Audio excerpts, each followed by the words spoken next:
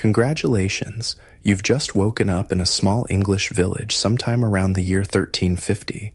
The frosty air bites at your nose and cheeks as you peel your eyes open in the darkness. Good news, you've survived another night in the depths of winter.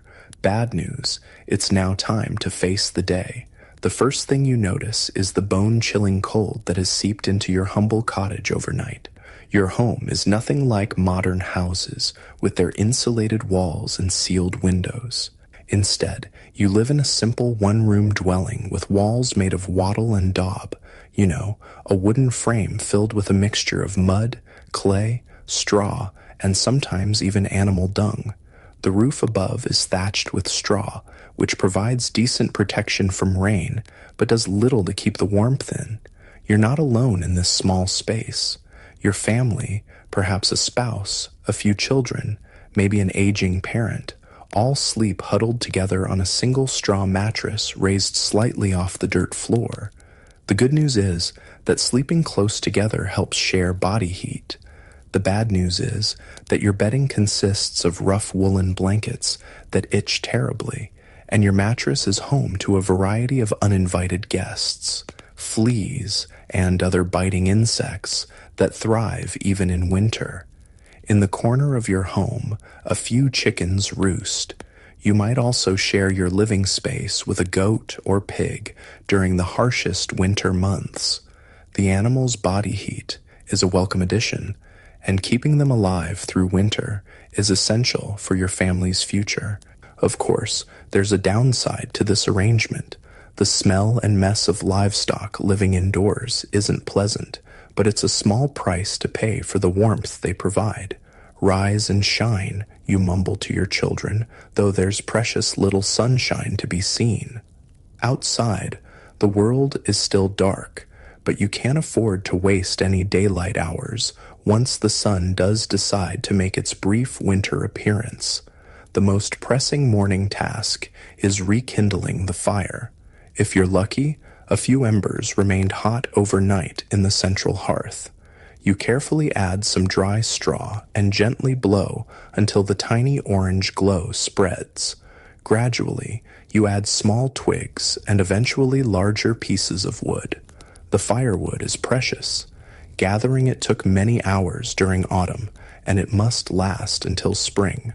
The smoke from your fire doesn't exit through a proper chimney. Those are luxuries for the wealthy. Instead, it fills the upper portion of your cottage before eventually finding its way out through a hole in the roof. The good news is that the smoke helps preserve the thatching above, preventing it from rotting and keeping some insects at bay.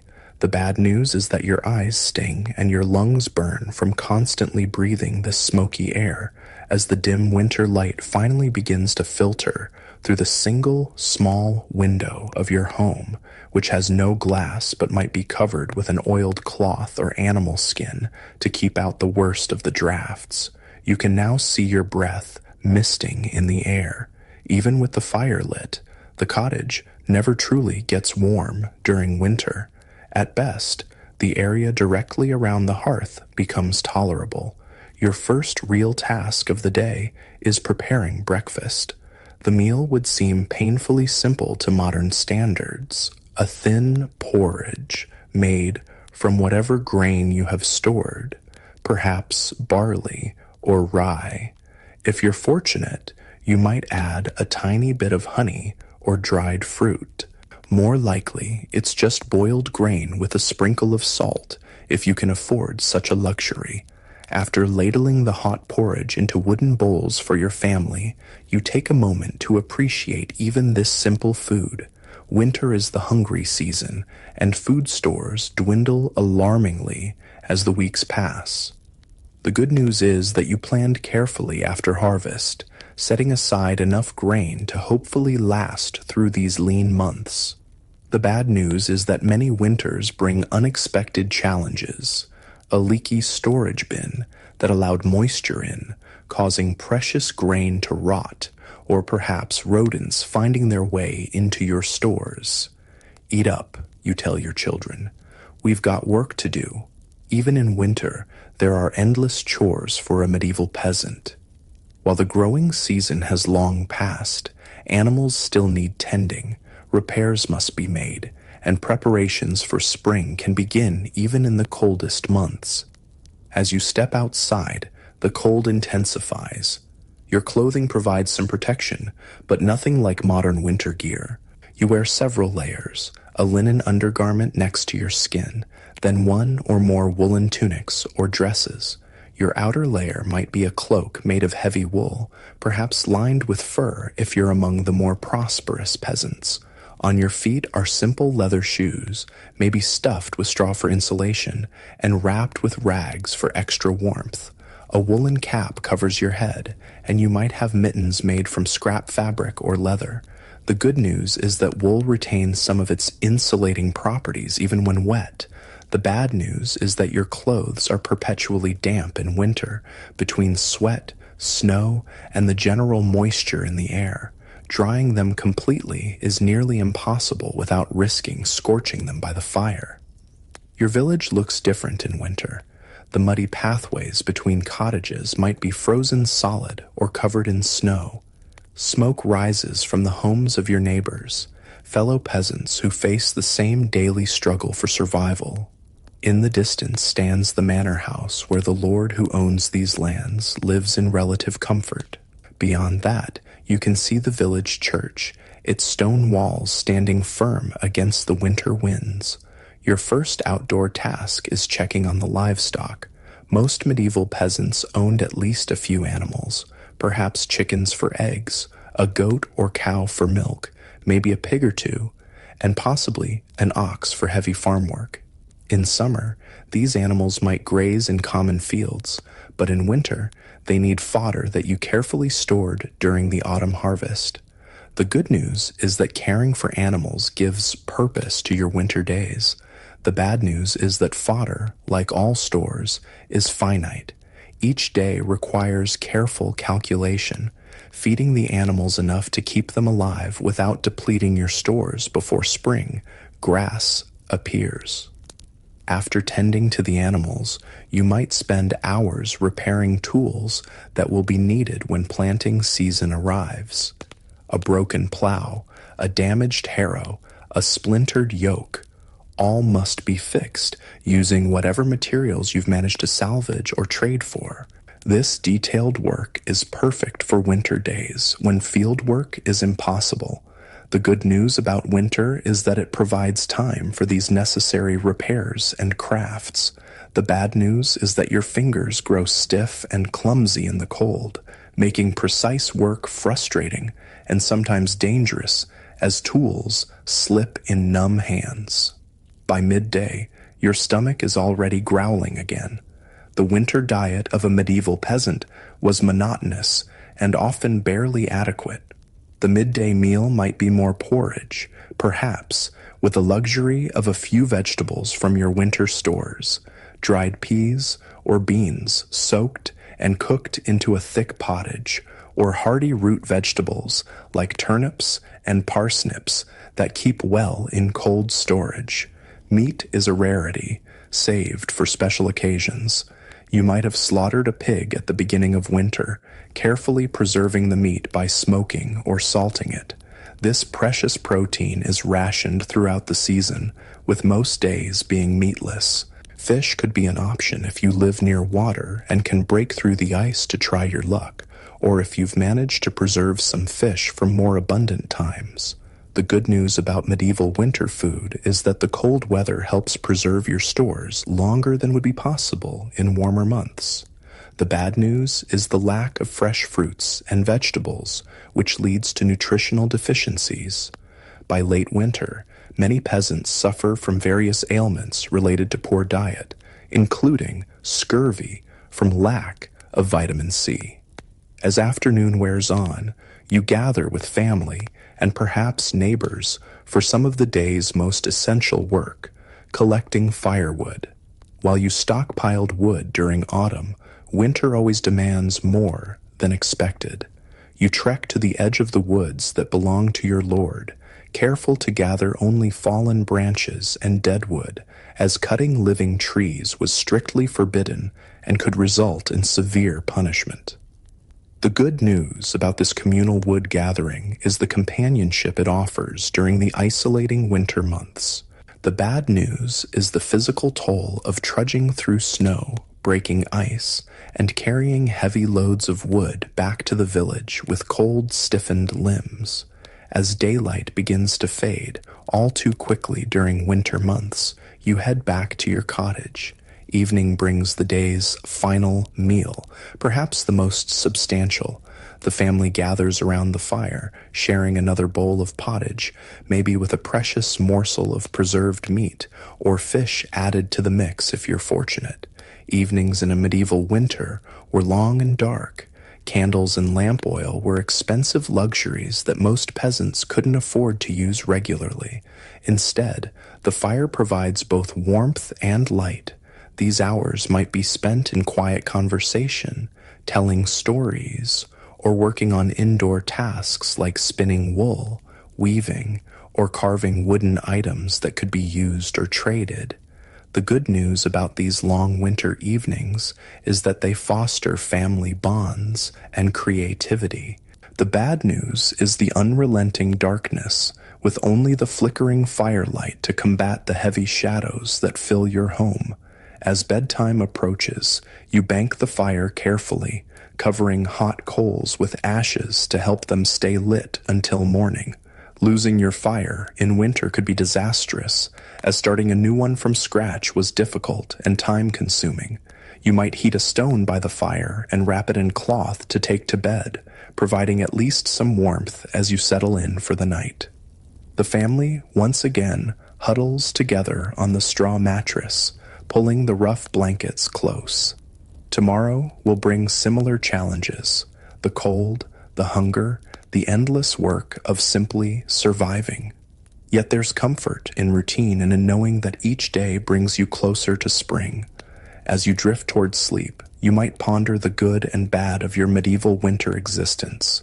The good news is the strong sense of community that hardship creates, as villagers work together and support one another through the difficult months. The bad news is the precariousness of life, where one bad harvest, one severe storm, or one bout of illness could tip the delicate balance from survival to tragedy. But winter in medieval times wasn't only about hardship and struggle. It also brought moments of joy and celebration that helped brighten the darkest days. The medieval calendar was marked by religious festivals that provided welcome breaks from the daily grind. Christmas was a particularly important time, with 12 days of celebration from Christmas Eve to Epiphany on January 6th. Even peasants might enjoy special foods saved for this occasion, perhaps attend a more elaborate church service, and participate in community celebrations. The good news about these winter festivals was the respite they offered from work and worry, bringing light and community to the darkest days of the year. The bad news was that they were brief, and the harsh reality of winter quickly returned once the celebrations ended. Despite all the hardships, medieval peasants developed remarkable resilience and ingenuity for surviving winter. They carefully planned throughout the year, preserving foods through salting, smoking, drying, and fermenting. They developed communal support systems, sharing resources and labor when needed. They learned to predict weather patterns through careful observation, and they passed down crucial knowledge from generation to generation. The good news was that this traditional knowledge generally served them well, helping communities survive century after century in challenging conditions. The bad news was that unusual weather patterns or unexpected events could still devastate even the most prepared communities.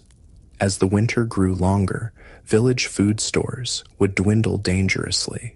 By February and March, many peasant families faced their most difficult time, stretching increasingly meager supplies while waiting anxiously for the first spring growth. This period even had a name, the Hunger Gap, when winter stores ran low but spring had not yet provided new food sources.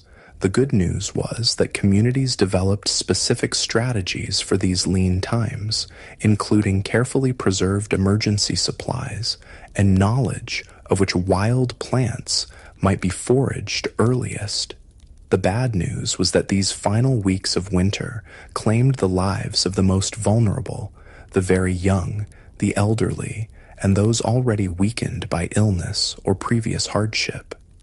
As you lie in your bed, listening to the winter wind howl outside your drafty cottage, you take comfort in small blessings: the breathing of your family around you, the faint glow of banked embers, the knowledge that you've survived another day in this harsh season.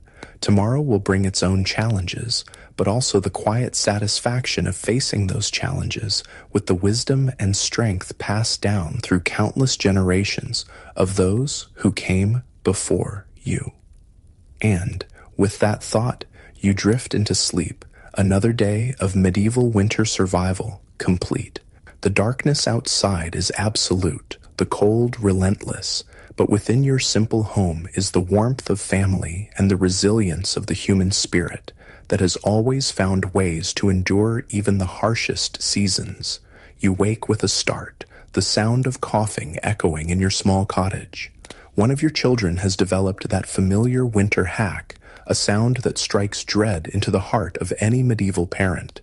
In your time, a simple cough can be the first sign of something far more serious, and winter is when illness strikes hardest. As you place a gentle hand on your child's forehead, you feel the telltale warmth of fever. The good news is that your family has survived many winter illnesses before.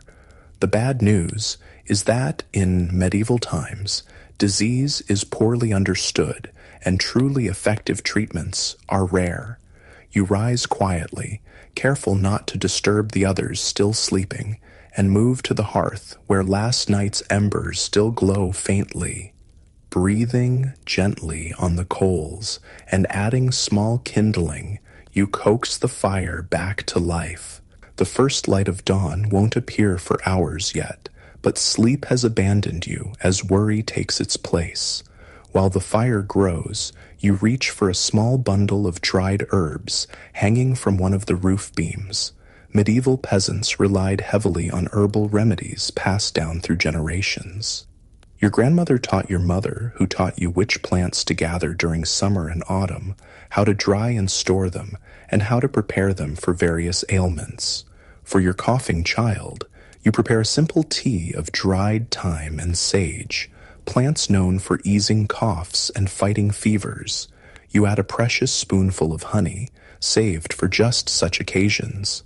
The good news is that some of these traditional remedies did contain effective medicinal properties.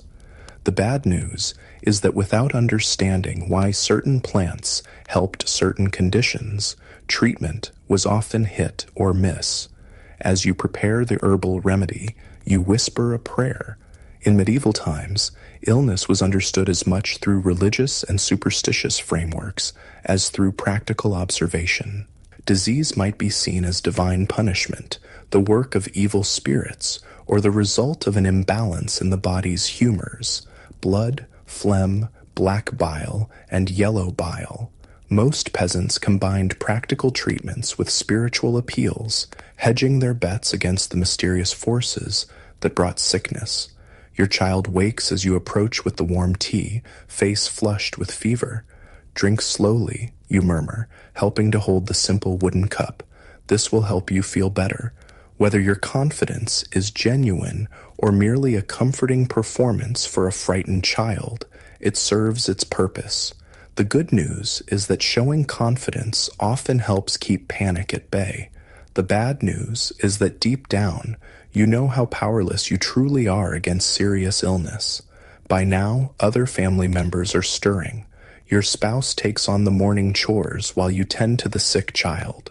This flexibility of roles was common in peasant households.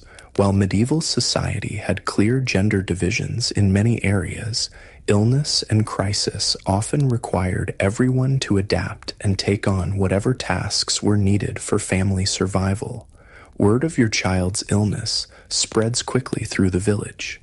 In the close-knit community of a medieval hamlet, information travels fast, and sickness in one household is everyone's concern. By mid-morning, a neighbor appears at your door with a small bundle of dried elderberries, known to help with fever and colds. Another brings a portion of chicken broth from one of the few birds recently slaughtered. The good news about medieval village life is this strong sense of community, support during times of crisis. The bad news is that the same close proximity and shared resources that foster this support also allow disease to spread rapidly through the population. Your village, like most medieval communities, has developed collective strategies for dealing with winter illnesses. Certain older women are known for their healing knowledge and are often called upon when someone falls sick, though later centuries would sometimes view such women with suspicion during witch hunts. In your village, these wise women are respected for their practical knowledge of herbal remedies and traditional treatments. One such woman visits your home by midday, examining your child with weathered hands and keen eyes that have seen countless winters and the illnesses they bring. She recommends a poultice of mustard seed wrapped in cloth to be placed on the chest, which might help loosen the congestion in the lungs. She also suggests hanging fresh bundles of strongly scented herbs like rosemary around the sleeping area, believed to purify the air of disease-causing miasmas. The good news is that some of these traditional treatments did provide genuine relief for certain symptoms. The bad news is that without understanding germ theory, even the most well-intentioned care could sometimes spread infection rather than cure it. As the short winter day progresses, you maintain a careful vigil. Medieval peasants understood that the first day or two of illness often determined whether someone would recover quickly or face a more serious battle. The greatest fear is that a simple cough might develop into pneumonia or consumption, tuberculosis, diseases that claimed countless lives during the winter months. You ensure your child drinks plenty of fluids, herbal teas, weak ale, which was safer than water in medieval times due to the brewing process, and broth when available. You keep the fire burning to maintain warmth in the cottage, though this requires using precious winter firewood at a faster rate than planned. The good news about medieval healthcare is that basic supportive care, keeping patients warm, hydrated, and fed, was well understood and practiced. The bad news is that without antibiotics or effective ways to reduce dangerous fevers, many infections that would be considered minor today could become life-threatening. By evening, other concerns begin to press on your mind. With one family member sick and another primarily occupied with caregiving, the essential daily chores of winter survival become more challenging. Animals still need feeding, water must be fetched, and firewood gathered. In a medieval peasant household, there was precious little margin for disruption in the daily work routine. Fortunately, the same community that brought remedies also offers practical help. A neighbor's child arrives to help with livestock care, and another brings a bundle of firewood to supplement your supply. This mutual aid system was essential to village survival, with each family knowing that their turn to need help would inevitably come. Many hands make light work, your neighbor says with a nod as he drops off the firewood, a sentiment that defined medieval community life, especially during the challenging winter months. As darkness falls early, as it always does in winter, your family gathers around the fire for the evening meal. Your sick child manages to eat a small portion of the simple pottage, a thick soup of barley and dried vegetables that forms the staple of your winter diet.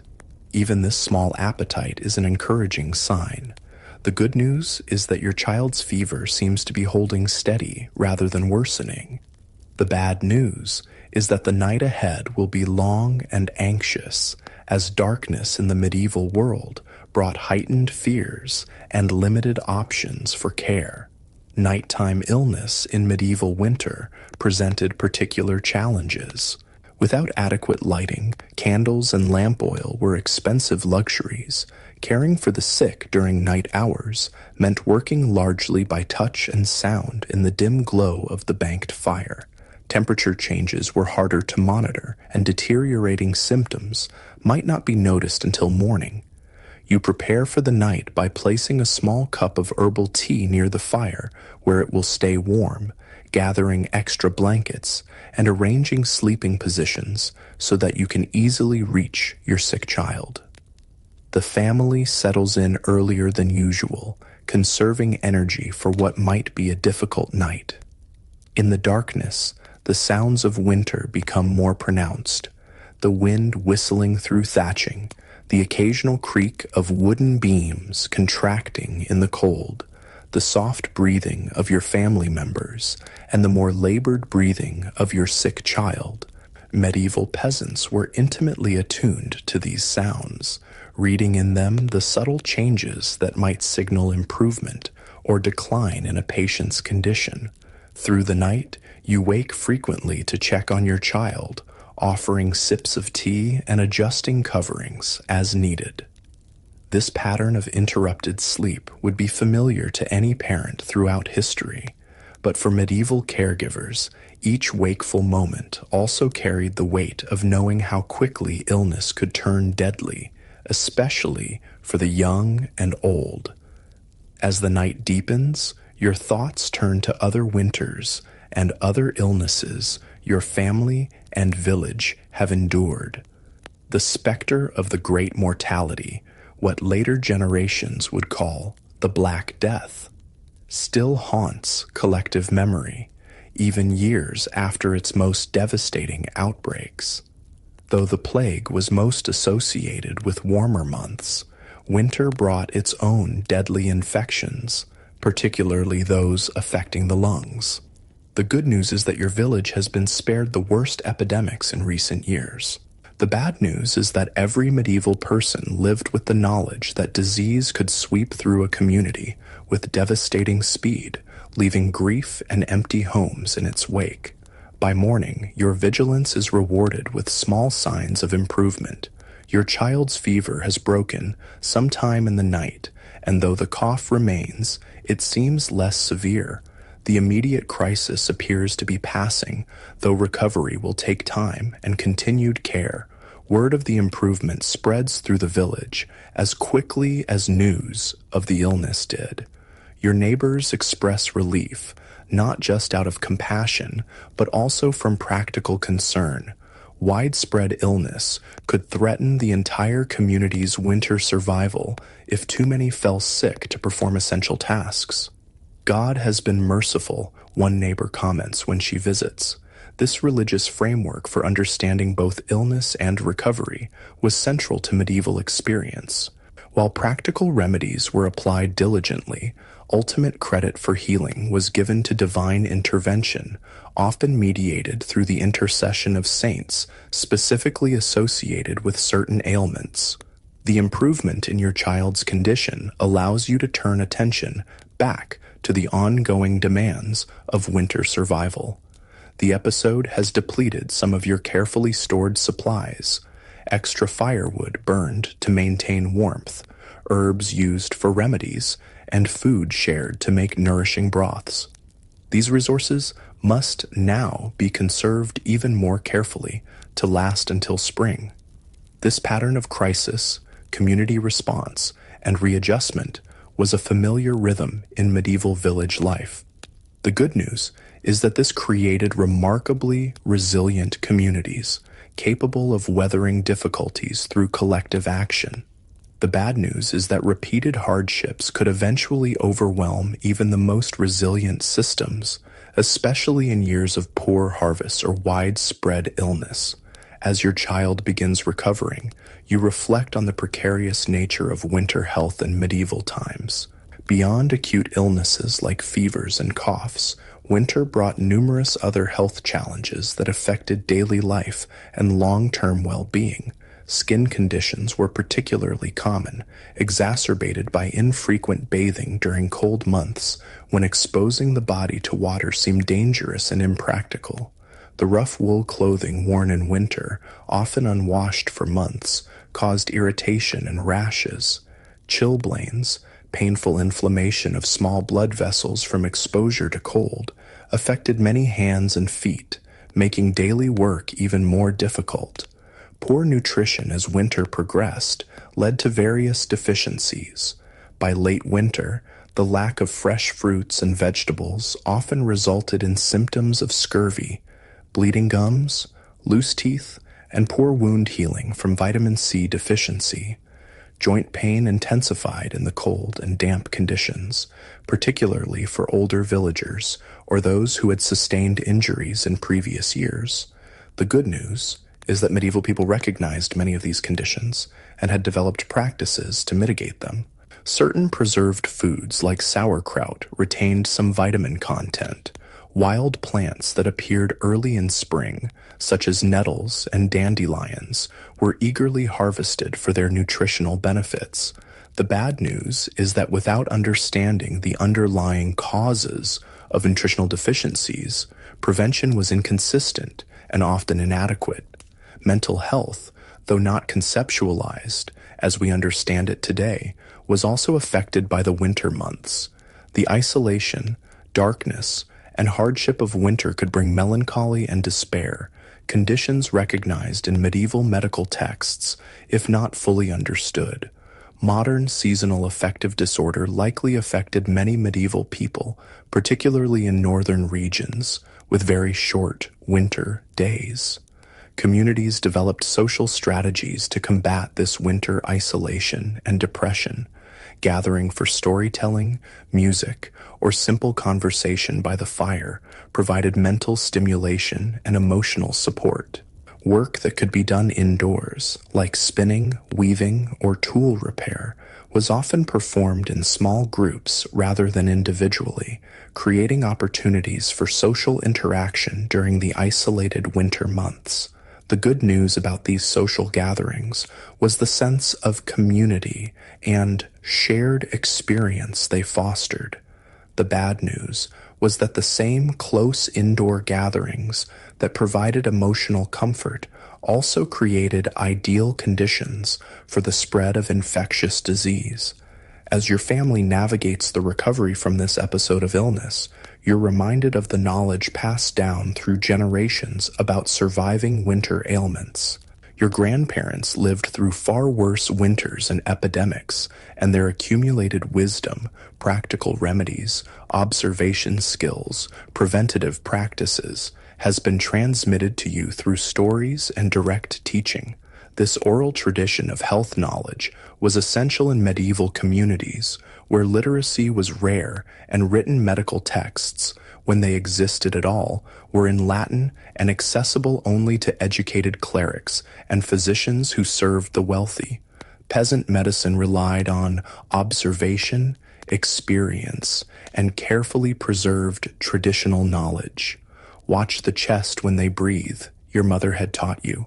When the skin pulls in between the ribs with each breath, that's when you need to worry most.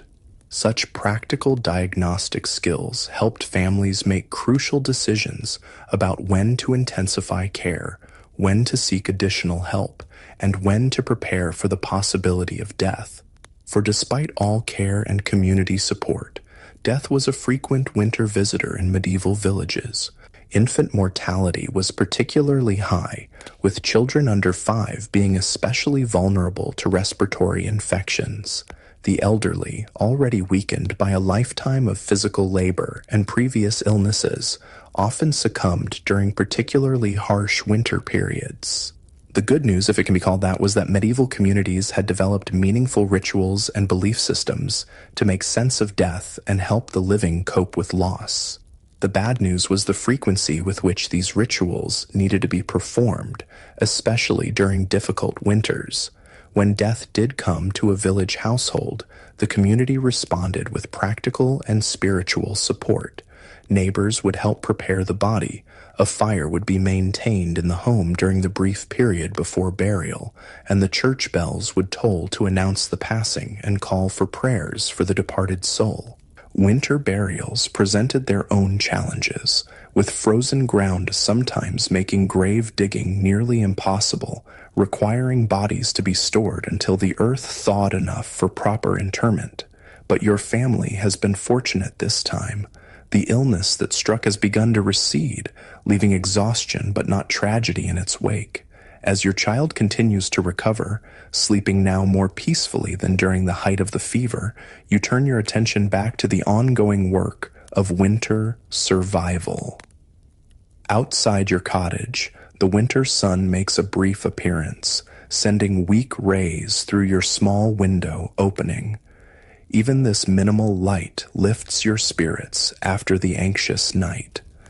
Medieval people were keenly attuned to these small gifts of light and warmth during the dark months, seeing in them both practical benefit and symbolic reassurance that spring would eventually return.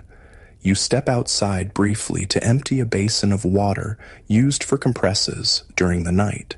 The cold air, fresh after the smoky interior of your cottage, fills your lungs. In the village center, you see others going about their necessary tasks, carrying water, tending livestock, repairing tools and equipment. Life continues its measured winter pace, each day bringing the community one step closer to spring. A neighbor waves in greeting, calling out to ask after your child. You respond with cautious optimism, and she nods in understanding. This exchange, brief as it is, reinforces the shared experience of winter survival, the knowledge that each household faces similar challenges, and that none faces them entirely alone. The good news is that this sense of shared struggle creates bonds that help sustain both individuals and the community through the darkest season. The bad news is that even these bonds can be tested by prolonged hardship, as scarcity sometimes forces difficult choices about the distribution of limited resources. Back inside your cottage, you find your recovering child awake and asking for food, a welcome sign. You prepare a small portion of the previous night's pottage, reheated by the fire. While simple, this food represents the careful planning and preservation that makes winter survival possible. Each stored grain, dried vegetable, and preserved meat is the result of labor performed months earlier, with winter's challenges clearly in mind. As your child eats, you begin catching up on tasks neglected during the height of the illness. There is wool to be carded and spun, a crucial indoor winter activity that provides both necessary material for clothing and potential income through trade or sale. There are repairs to be made to a leak in the roof that became apparent during recent snowmelt. There are plans to adjust now that some supplies have been used more quickly than anticipated due to the illness. Medieval peasant life required this constant adaptation and problem solving, particularly during winter when margins for error were slim. The good news is that this necessity bred remarkable resourcefulness and practical ingenuity. The bad news is the constant mental burden of navigating survival with such limited resources and technological options. Your spouse returns from morning chores with news from elsewhere in the village. Another household has someone showing signs of illness similar to what your child experienced. This information is both concerning and practically useful, suggesting a pattern rather than an isolated incident. Medieval communities tracked the spread of illness carefully, using this information to make decisions about care, approaches, and community gatherings. Best to postpone the woolworking gathering planned for tomorrow, your spouse suggests, and you agree. While such social work events were important for both productivity and morale during winter, the risk of spreading sickness outweighed the benefits when illness was moving through the village. As the day continues, you maintain a watchful eye on your recovering child while returning to the rhythm of necessary work. The illness has been a reminder of winter's dangers, but also of the systems of knowledge, practice, and community support that make survival possible even in harsh conditions. By evening, your child is notably improved, able to sit up and take more substantial food. The cough remains, but is less frequent and severe. While full recovery will take time, the most dangerous period appears to have passed. You offer silent thanks to God, to the plants that provided medicine, to the neighbors who offered support, and to the knowledge passed down from ancestors that guided your care. As darkness falls once more, your family settles by the fire. Tomorrow will bring its own challenges, but tonight there is the quiet satisfaction of having weathered another of winter's threats. Your child dozes, breathing more easily than the night before. Outside, the stars emerge in the clear, cold sky, their light reaching your world after unimaginable journeys across time and space, not unlike the journey of knowledge that has passed through countless generations to help your family survive this medieval winter night. The next few days bring a welcome respite from immediate crisis as your child steadily recovers. Yet winter is far from over, and perhaps the greatest challenge now looms before your household and the entire village: the growing scarcity of food. It's that dreaded time known as the hunger moon, what modern historians call the hunger gap of late winter, when preserved foods dwindle, but spring's fresh growth has yet to appear. You rise before dawn, as always, and move straight to the storage area of your cottage. With careful hands, you assess what remains of your winter food stores. The wooden barrels of grain, mostly rye and barley, perhaps some oats, are growing alarmingly light. The dried vegetables hanging from rafters, onions, garlic, and a few precious turnips and parsnips have diminished significantly. Your carefully preserved meats, if you were fortunate enough to have any, are likely reduced to small portions saved for emergencies or special occasions. The good news is that your family planned carefully after harvest, preserving and storing as much as possible. The bad news is that even the most careful planning cannot fully account for winter's unpredictable length and severity, or for unexpected crises like illness that might deplete resources faster than anticipated. We need to be even more careful now, you tell your family, as you prepare the morning meal. The porridge is thinner today, with smaller portions for everyone except the recovering child, who still needs strength to fight off the lingering effects of illness.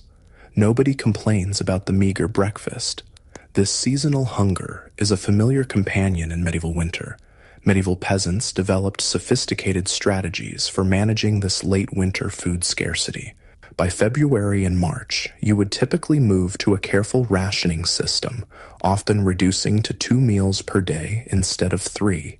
Foods were stretched with fillers. Straw might be ground and added to flour for bread, for instance, providing bulk if not nutrition. Wild resources became increasingly important as stored foods diminished. The ice has thinned on the pond, your spouse notes. Perhaps fishing will be possible again soon. This prospect brightens the mood slightly. Even a few small fish would add precious protein to your diet and change the monotonous flavor of winter meals. Medieval freshwater fishing was done with simple tools, woven baskets as traps, hand nets, or rudimentary hooks and lines. In some regions, peasants had rights to fish in specific waters, though these rights were often contested by lords who claimed exclusive fishing privileges. After breakfast, bundled against the cold, you joined several other villagers on an expedition to check winter traps set in the woodlands at the edge of the village lands.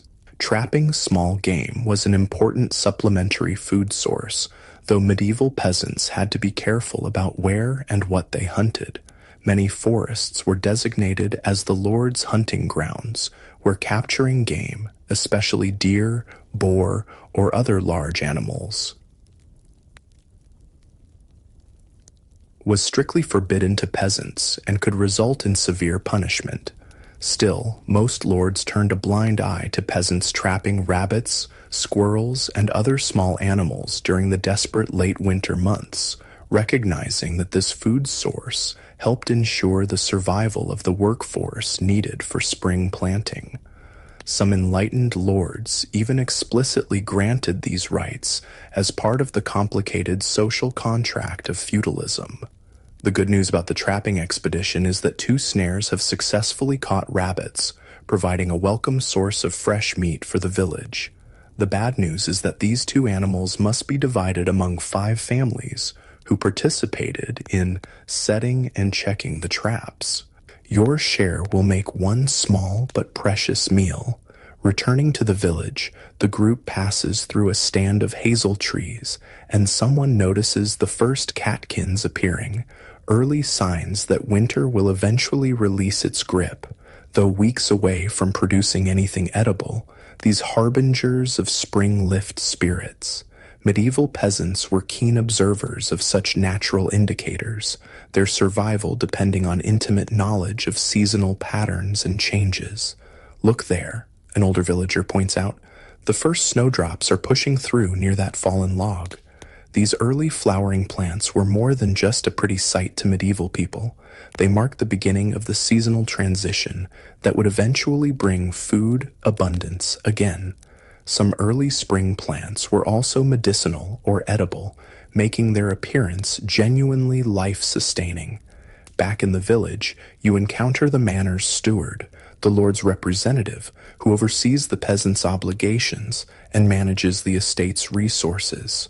His appearance in the village during winter is unusual enough to cause concern. Typically, direct oversight relaxed during these months when field work was minimal. "The Lord requires additional firewood for the manor house," the steward announces to the gathered villagers. Each household must provide 1 additional bundle by week's end. This demand is met with carefully concealed dismay. Winter obligations to the Lord were generally lighter than during growing and harvest seasons, but they could still be imposed, and refusing was not an option for most peasants. The good news is that the Lord's demand is relatively modest, 1 bundle of firewood per household, rather than the more burdensome labor or food levies that might be demanded in other seasons. The bad news is that your own firewood supplies are already carefully measured to last until warmer weather, and this additional requirement will mean colder nights for your family. "We'll gather it tomorrow," you tell the steward with a respectful nod, keeping any hint of resentment from your voice. The complicated relationship between peasants and their lords was a defining feature of medieval life. While modern people might view the feudal system as simply oppressive, the reality was more nuanced, involving mutual obligations and unwritten understandings that helped both parties survive. Lords provided land, some protection, and certain rights to their peasants. In return, peasants owed labor, a portion of their produce, and various other services and fees. During winter, this relationship often shifted slightly, with many lords recognizing the hardships of the season and reducing demands accordingly. Some even provided emergency food from manor stores during particularly difficult late winters, recognizing that starving peasants couldn't work effectively when spring arrived. However, the quality of this relationship varied enormously depending on the particular lord, the regional customs, and the specific category of peasantry to which a family belonged. Free peasants had more rights and fewer obligations than serfs, who were legally bound to their lord's land and subject to more extensive demands. After the steward departs, the villagers gather briefly to organize tomorrow's wood-gathering expedition. "We'll go together," The village reeve, an elected peasant who helped manage community affairs, decides, more hands will make quicker work of it, and we can help the household still weakened by illness. This cooperative approach to meeting obligations was typical of medieval village life, where community survival often depended on collective action. As you return to your cottage, you notice dark clouds gathering on the horizon. Storm coming, you murmur to yourself, recognizing the signs from decades of weather observations. Medieval weather forecasting relied entirely on such traditional knowledge, cloud patterns, animal behaviors, wind shifts, and other natural indicators passed down through generations of rural experience. Inside your home, you find your children engaged in essential winter tasks. Medieval children began contributing to household work from a very young age, with responsibilities increasing as they grew.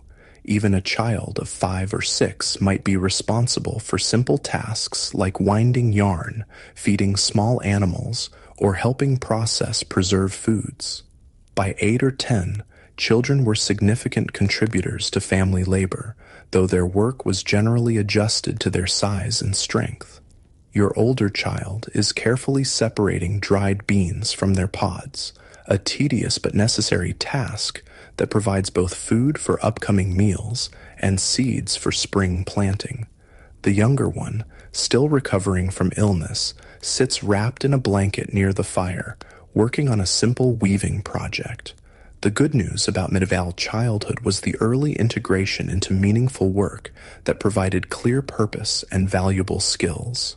The bad news was the lack of educational opportunities for most peasant children, whose knowledge would come almost exclusively from practical experience rather than formal learning.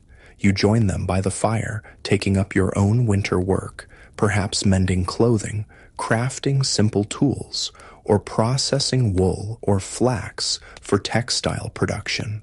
These indoor activities were the backbone of winter productivity for medieval peasants, allowing useful work to continue even when agricultural labor was impossible. As predicted, the storm arrives by evening, bringing howling winds and a fresh blanket of snow. Your family huddles closer to the fire, listening to the sounds of winter's fury outside. Such storms posed significant dangers in medieval times. Travel became nearly impossible, potentially isolating those caught away from home. Buildings could be damaged by heavy snow or high winds. Animals might be injured or killed if not properly sheltered. The good news is that medieval peasants built their lives around the expectation of such weather, rarely traveling far from home during winter and constructing shelters for humans and animals with local weather patterns in mind. The bad news is that truly exceptional storms could still overwhelm these preparations, leading to casualties among people and livestock. As the wind howls outside, your family turns to another critical aspect of winter survival: storytelling. In an age before books were common or accessible to ordinary people, oral tradition was the primary vehicle for both entertainment and education. Winter evenings provided the perfect opportunity for sharing stories, legends, and practical knowledge across generations. "Tell us about the Great Frost," your younger child requests, referring to a particularly severe winter from decades past that has become part of family lore. As you recount the story, perhaps one your own grandparents experienced and passed down, you're participating in the transmission of survival knowledge disguised as entertainment. The tales of how previous generations endured exceptional hardships contained valuable lessons about techniques, warning signs, and emergency measures that might one day prove life-saving. The good news about this oral tradition was its effectiveness in preserving and transmitting crucial information in memorable forms. The bad news was that written records, which might have allowed for more precise preservation and wider sharing of knowledge, remained inaccessible to most peasants, who were typically illiterate. As the evening progresses and the storm continues, your thoughts turn to those who might be in particular danger on such a night. Medieval communities were generally aware of their most vulnerable members, the elderly living alone, the infirm, families who had already depleted their firewood or food supplies. During severe weather, checking on these vulnerable neighbors was considered both a Christian duty and a community necessity. When the storm breaks tomorrow, we should check on old Martin, you say, referring to an elderly widower living at the edge of the village. Your spouse nods in agreement. This mutual aid system was crucial to winter survival, creating a safety net in times when institutional support systems, like modern social services, were non-existent. The storm continues through the night, the wind occasionally rising to an unnerving shriek as it finds its way through the thatching or around the ill-fitting wooden door. Medieval buildings were far from weatherproof by modern standards. Even the most carefully constructed peasant homes allowed drafts, leaks, and infiltration of outdoor temperatures. The good news was that these same characteristics provided ventilation that prevented the worst effects of smoke inhalation from indoor fires. The bad news was the constant battle against cold, damp, and occasional leaks during winter storms. Morning reveals a transformed landscape, with fresh snow smoothing the contours of the village and surrounding fields. The storm has passed, leaving behind both beauty and new challenges. Your first task is digging out from the snowfall, clearing a path to reach animals that need tending, and ensuring that roof drainage isn't blocked in ways that might lead to damaging ice dams or leaks. This snow removal was no small task in medieval times, accomplished with wooden shovels and immense physical effort. Working together, village families would clear essential pathways and help those unable to manage their own snow removal. The good news about fresh snow was that it actually provided some insulation, making very cold days slightly more bearable inside peasant dwellings. The bad news was the additional labor required and the increased difficulty of performing everyday tasks like gathering water or firewood. With pathways cleared, you join several neighbors in checking on the community's most vulnerable members. Old Martin is found safe, but low on firewood, a situation quickly remedied by the visiting group who share from their own supplies. Another household has developed a leak where snowmelt has found a weakness in the thatching, and villagers work together to make a temporary repair that will prevent further water damage. This pattern of mutual aid defined medieval community life, particularly during winter emergencies. The good news was the remarkable resilience it created, allowing communities to withstand hardships that would overwhelm isolated households. The bad news was that in cases of widespread disaster, a regional famine or epidemic, for instance, even these communal systems could be overwhelmed when everyone faced the same desperate circumstances simultaneously. By midday, the initial post-storm crisis management is complete, and attention turns to taking advantage of the fresh snow for necessary winter tasks. Children are sent sledding down a nearby hill, not merely for recreation, though they certainly enjoy it, but to pack down a smooth snow path that will make it easier to transport harvested firewood back to the village on simple wooden sleds. Medieval winter work often combined practical necessity with elements of play or social enjoyment. The good news about this integration was that it made essential labor more enjoyable and fostered community bonds. The bad news was that even activities with elements of fun remained primarily work, with leisure as we understand it today being a rare luxury for peasants in any season. Your afternoon is spent in the communal wood-gathering expedition organized to meet the Lord's demand. The fresh snow makes walking to the forest edge more difficult, but will facilitate dragging the collected wood back to the village. Working together, the assembled villagers make relatively quick work of gathering the required bundles, though the labor is still strenuous in the cold conditions. As you work, conversation turns to the upcoming Candlemas celebration on February 2nd, one of several religious festivals that punctuated the winter season. For medieval peasants, these church holidays provided not only spiritual significance, but also welcome breaks from routine and opportunities for community celebration, even amid winter's hardships. The priest says, "We'll have new candles this year," someone mentions, referring to the blessing of candles that gave Candlemas its name.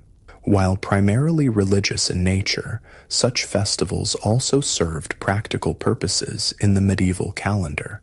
Candlemas traditionally marked the midpoint of winter, when half the winter stores should ideally remain if a household was to make it comfortably to spring. It provided a natural moment to assess supplies and adjust consumption patterns if necessary.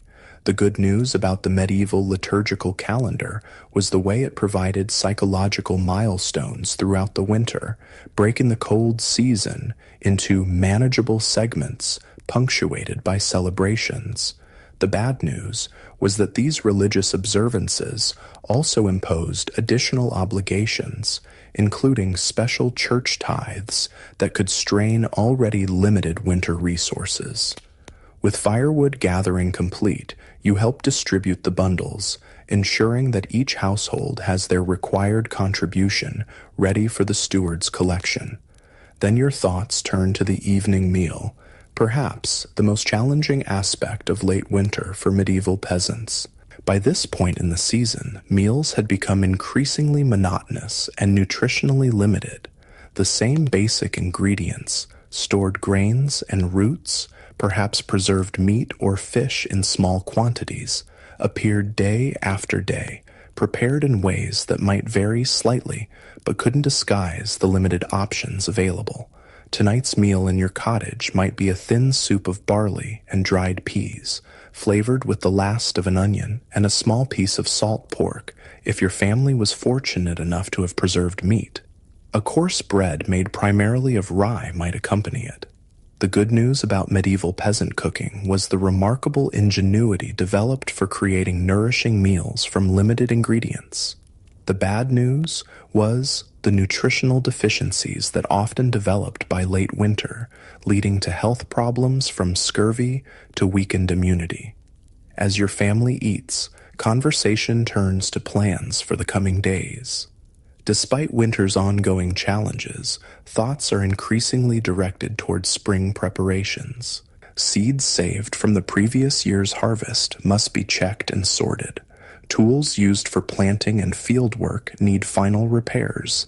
Decisions about which fields to plant with which crops must be discussed and coordinated with other village households. This forward-looking planning was essential to medieval agricultural success. The good news was that it provided hope and purpose during the final difficult weeks of winter. The bad news was the anxiety that accompanied such planning, as peasants were acutely aware that decisions made now would significantly impact food availability in the coming year. After the meal, your family settles by the fire for the evening hours. Perhaps you engage in minor craft work, carving wooden utensils, repairing baskets, or working with textiles. Many peasant households supplemented their agricultural livelihood with specialized crafts that could provide additional income or trade goods. This household craft production was especially important during winter when agricultural work was minimal. The good news about these craft skills was their contribution to both household self-sufficiency and economic resilience. The bad news was the limited market for such goods in the medieval rural economy, especially during winter when travel to markets was difficult and most households focused on basic survival rather than acquiring new items. As darkness deepens outside, your thoughts turn to the remaining weeks of winter. Though February has arrived, bringing slightly longer days and occasionally milder temperatures, you know from experience that winter's grip will loosen slowly.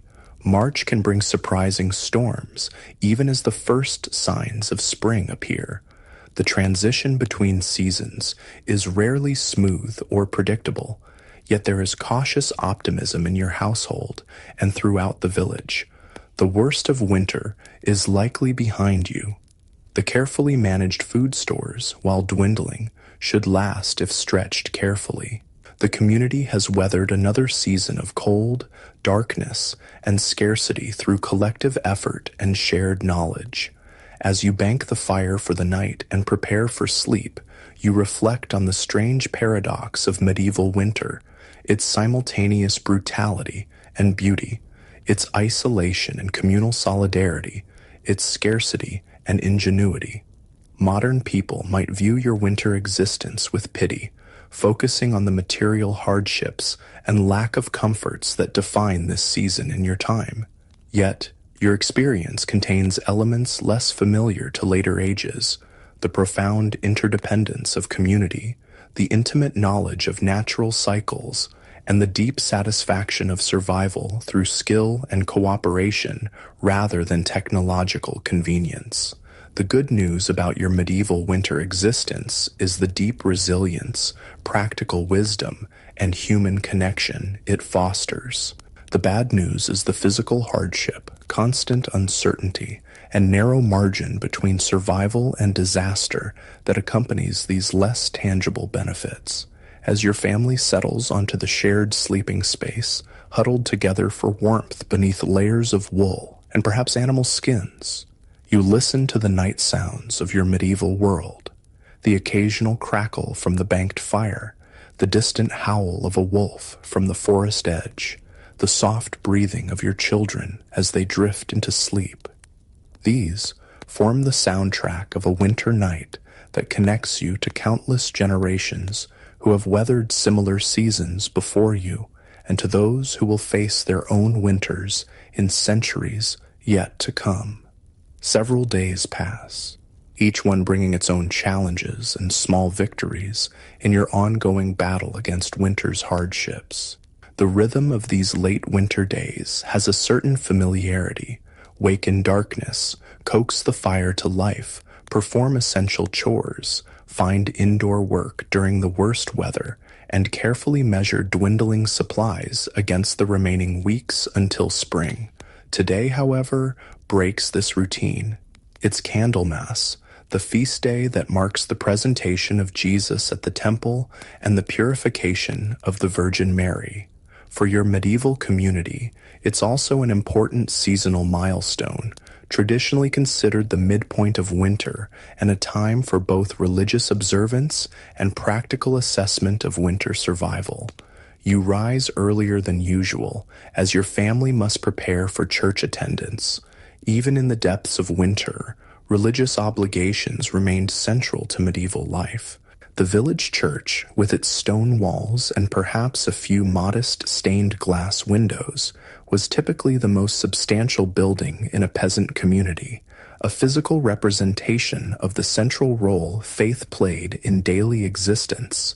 Time to get ready, you call to your children, who stir reluctantly from the warm sleeping area. Preparing for church involves the best cleaning and grooming possible under winter circumstances. While regular bathing was difficult in cold weather, faces and hands would be washed with melted snow water, hair would be combed, and the cleanest available clothing would be worn. For special feast days, like Candlemas, peasant families made particular effort to appear neat and respectful, despite the practical limitations. The good news about medieval feast days was the sense of dignity and significance they brought to otherwise difficult lives.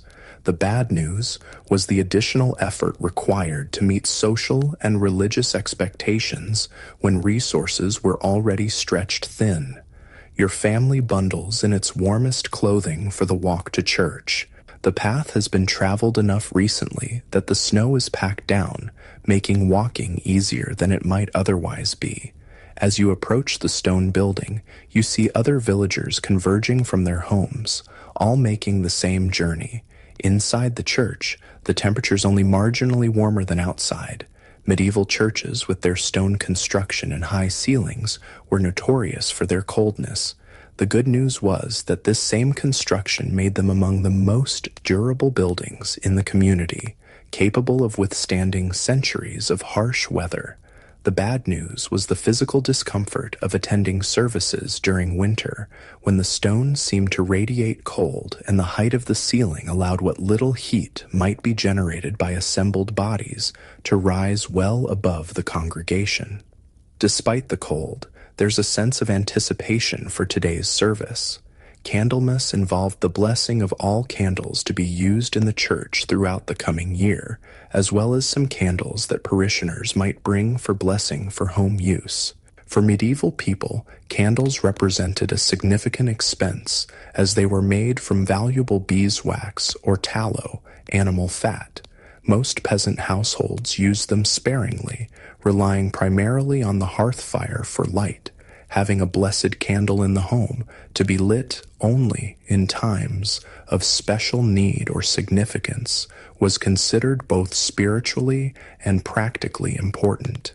The priest, perhaps the only formally educated person in your community, conducts the service in Latin, a language few, if any, of the peasant congregation understand. The good news about medieval religious services was their familiarity. Even without comprehending the words, congregants recognized the rhythms and patterns of worship through years of participation.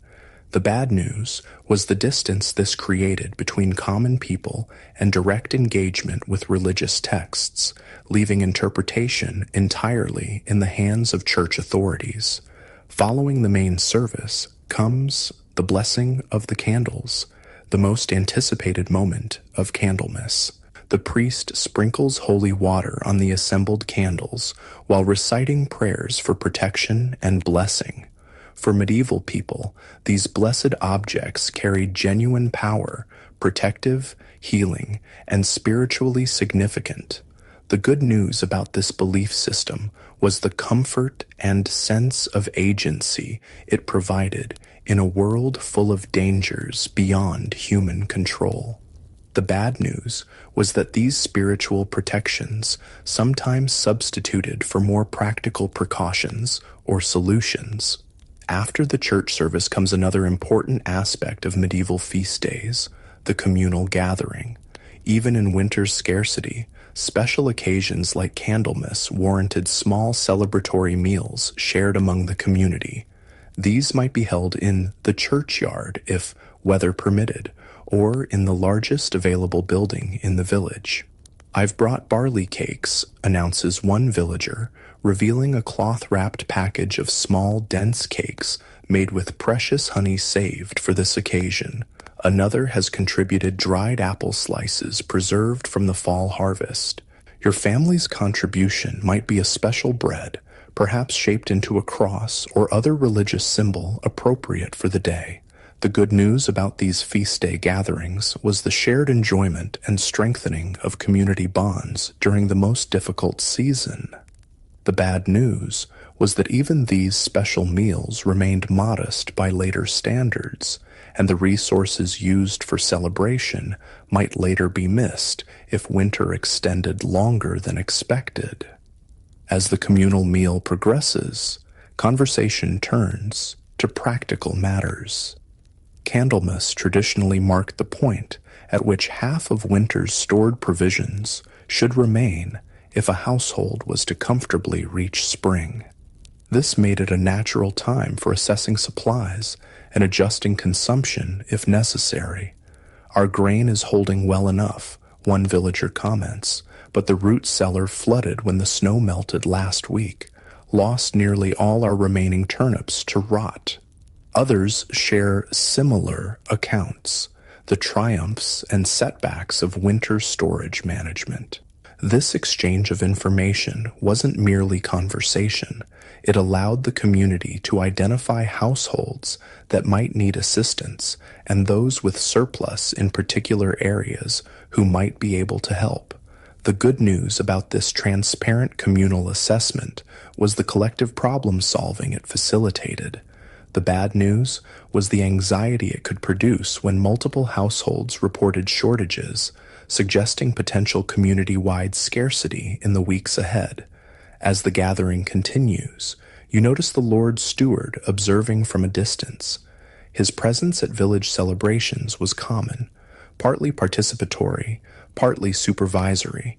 In medieval society, the relationship between peasants and their lords was complex and multifaceted.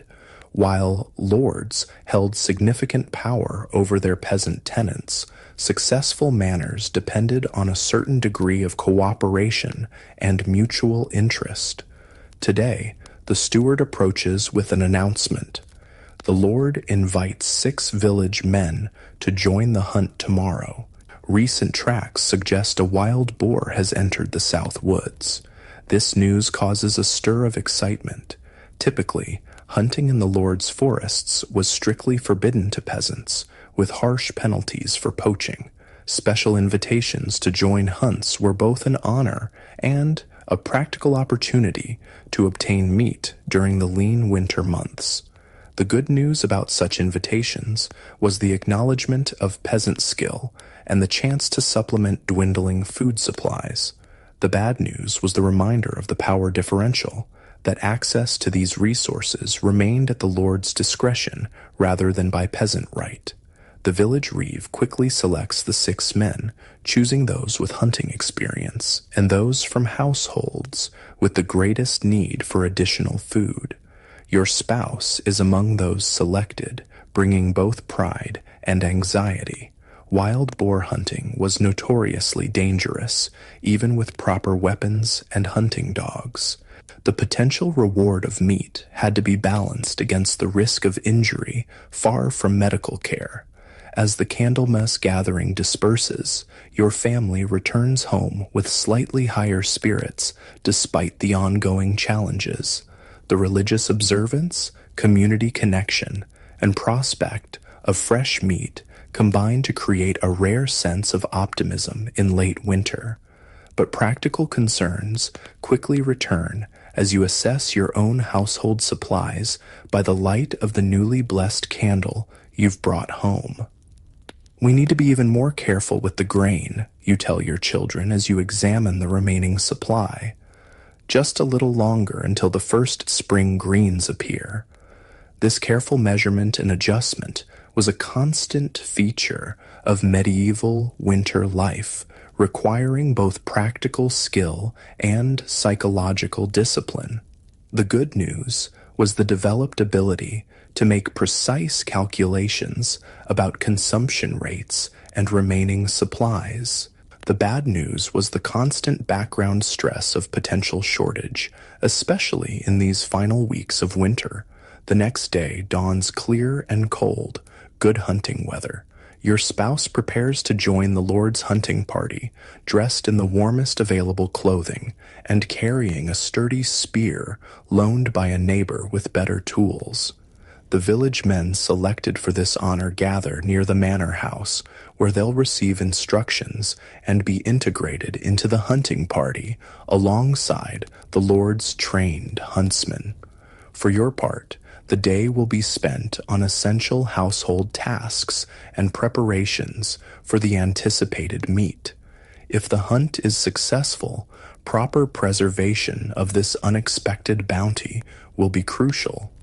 Medieval meat preservation typically involved salting, smoking, or a combination of both. While modern people might think primarily of refrigeration for food preservation, medieval peasants maintained sophisticated knowledge of multiple preservation techniques appropriate for different foods and circumstances. The good news about these preservation methods was their effectiveness at making perishable foods last for extended periods without modern technology. The bad news was the significant labor involved and the need for supplies like salt, which was relatively expensive and had to be acquired through trade rather than local production in most areas. While preparing these preservation materials, you hear a commotion from the village center.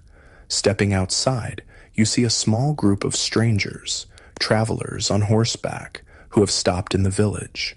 Winter travelers were relatively uncommon, as road conditions and weather made journeys difficult and dangerous. Their arrival would have been a noteworthy event, bringing news from beyond the isolated winter community. They're the Lord's tax collectors, your neighbor whispers, having gathered this information from someone closer to the conversation, come to assess what's owed at quarter day. This explanation brings understanding, but also concern. Medieval taxation occurred on regular quarter days throughout the year, with specific obligations due at each. The upcoming quarter day at Lady Day, March 25th, would require payment of rents and certain fees to the Lord. The good news about the medieval taxation system was its predictability. Peasants generally knew what would be expected and when. The bad news was the inflexibility of these demands, which came regardless of whether winter hardship had left households with the means to pay. You return to your tasks, but the presence of the tax collectors adds another layer of worry to your thoughts. Your household, like most in the village, has set aside the required payment, perhaps coins if you operated within the cash economy, or specific goods or produce if payment was made in kind. But having these resources allocated to taxes meant they couldn't be used for family needs during these final difficult weeks of winter. By afternoon, word spreads that the hunting party has been successful. The wild boar has been killed, though not without injury, to one of the Lord's hounds. According to medieval hunting tradition, the kill would be systematically divided with specific parts going to different participants according to strict customs. The Lord would claim the most prized portions, his huntsmen others, and the peasants invited to participate would receive lesser but still valuable cuts. Your spouse returns by evening, tired but triumphant, carrying a substantial portion of meat, the reward for participating in the hunt. The good news about this windfall is obvious. Protein and fat that will significantly improve your family's nutrition during these lean weeks. The bad news is the need to process and preserve this meat immediately, adding essential but demanding labor to your already full workload. Well into the night, your household works on this preservation, cutting meat into appropriate portions, rubbing it with precious salt, and hanging pieces to begin the smoking process over the hearth fire. The children help according to their abilities, even the youngest, understanding the importance of properly handling this valuable resource. This should last us several weeks if we're careful, your spouse notes, surveying the results of your labor. The relief in this statement is palpable. The psychological burden of food insecurity was one of winter's heaviest weights for medieval peasants. The good news about this successful hunt is not just the food itself, but the mental comfort of having a buffer against hunger. The bad news is the knowledge that not every household in the village received this benefit, and some will continue facing severe scarcity. The following days bring another challenge typical of late winter, rapid weather changes that create hazardous conditions. A brief warming spell causes snow to melt during daylight hours, creating muddy, slushy conditions. Nighttime freezing then turns these wet areas into treacherous ice. For medieval peasants without modern footwear or ice management techniques, these conditions significantly increase the risk of falls and injuries. The good news about these temperature fluctuations was that they signaled the approaching transition to spring. The bad news was the dangerous interim period they created and the potential damage to buildings and stored goods from freeze-thaw cycles. Indeed, several village households report problems from these conditions. A collapsed storage area where melting snow created weight beyond what the structure could bear, a serious fall resulting in what appears to be a broken arm for an elderly villager, new leaks in previously sound roofing. The community mobilizes to address these issues, redistributing affected stored goods to intact buildings and providing care for the injured. Medieval medical care for injuries like broken bones was rudimentary, but not entirely ineffective. Local practitioners with experience in setting bones would manipulate the limb back into proper alignment and create a splint from available materials like straight branches and cloth bandages. The good news about these treatments was that many fractures did heal adequately with this care. The bad news was the absence of pain management beyond herbal remedies, alcohol, or simple distraction techniques. As the injured elder receives care in a neighbor's home, you join several other villagers in repairing the damaged storage building. This work provides another example of medieval winter adaptation, the ability to perform necessary construction and repairs even in challenging conditions.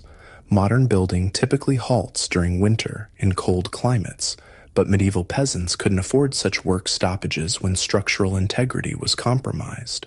The good news about medieval construction techniques was their relative simplicity and the use of locally available materials that could be gathered even in winter. The bad news was the physical discomfort of performing this work in cold conditions and the compromises sometimes necessary when ideal materials weren't available in winter. As February progresses, subtle but meaningful signs of the coming seasonal change become more noticeable. Days gradually lengthen, providing more hours of natural light for work and reducing the oppressive darkness that characterized deep winter. Certain birds return or become more active, their calls creating a welcome contrast to winter's relative silence. Occasional days bring hints of warmth that allow brief relief from the constant tension of cold. Medieval peasants were intimately attuned to these indicators, their survival depending on accurate reading of seasonal patterns. The good news about the approaching transition was the psychological boost it provided, offering tangible evidence that winter would indeed end as it always had. The bad news was the knowledge that the hunger gap often intensified during these final weeks before spring growth provided new food sources. Indeed, food management becomes increasingly critical in your household and throughout the village. Meals grow even simpler and portions smaller as preserved supplies dwindle.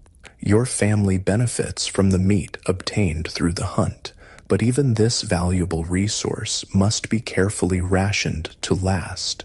For many households, these final weeks of winter might introduce foods not normally considered desirable: inner tree bark processed to extract limited nutrition, deeply buried roots of certain plants that might be excavated even from frozen ground, animals typically considered unfit for consumption like hedgehogs or squirrels. Medieval peasants maintained knowledge of these emergency food sources as part of their survival strategy. The good news about this traditional knowledge was its effectiveness at preventing complete starvation during the winter's end when conventional foods ran out. The bad news was the limited nutritional value and often unpleasant taste of these emergency foods, along with the effort required to process them into edible form. Even as physical resources dwindle, community bonds intensify during these challenging final weeks of winter. Households with any surplus share with those in greater need, not from abstract charity, but from the practical understanding that community survival depends on maintaining the strength of all its members. Today's giver might be tomorrow's recipient, a reality well understood in the precarious balance of medieval life. One evening, as your family sits by the fire engaged in necessary indoor work, perhaps repairing fishing nets in anticipation of ice melt on nearby waters, you hear the church bell ring at an unexpected hour. This immediately captures attention, as medieval bells served as the primary community communication system, with different ringing patterns indicating specific messages or events. "Fire!" someone shouts outside, interpreting the urgent pattern of rings. Your family quickly abandons their tasks and joins the rush toward the identified location, a cottage at the village edge where flames are now visible through the thatched roof. Fire represented one of the most feared disasters in medieval communities, with the potential to spread rapidly among closely built structures of highly flammable materials. The good news about medieval community response to fire was its immediacy and organization. Villagers quickly formed bucket chains from water sources to the blaze, brought tools for creating fire breaks by demolishing adjacent structures if necessary, and worked to save inhabitants and salvageable possessions. The bad news was the limited effectiveness of these measures against well-established fires, and the particular difficulty of fighting fires in winter when water sources might be frozen. In this case, the community's rapid response contains the blaze to a single building. The family who lived there escapes with minor burns and smoke inhalation, though they lose nearly all their possessions. Without hesitation, neighboring households offer shelter, clothing, and shared food. This immediate absorption of the affected family into other homes was a standard feature of medieval crisis response. The good news about this system was the absence of homelessness even after disasters. Community members simply made room for those affected. However crowded, this might make their own living situations. The bad news was the increased strain on already limited resources, and the knowledge that multiple such incidents could overwhelm even the most generous community support network. As February gives way to early March, your daily routines increasingly incorporate preparation for spring activities. Seeds saved from previous harvests are checked for viability and counted to ensure sufficient quantities for planned planting. Tools needed for fieldwork are given final repairs and sharpening. Discussions about crop rotation and field allocation become more frequent among village members, as medieval agriculture operated on a carefully planned communal system in many regions. The good news about this anticipatory work was the sense of purpose and forward momentum it created during winter's final difficult weeks.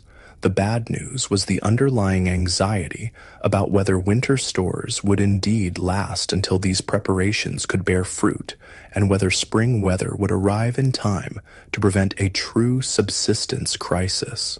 One morning, your oldest child makes an exciting discovery during a trip to collect water, the first snowdrops pushing through in a sheltered area near the village spring. These early flowering plants were more than just a pleasant sight to medieval eyes. They represented the tangible beginning of winter's end and nature's renewal. Their appearance was often celebrated and pointed out to the entire community as a sign of hope. The good news about these early spring indicators was the genuine relief they brought to winter-weary villagers.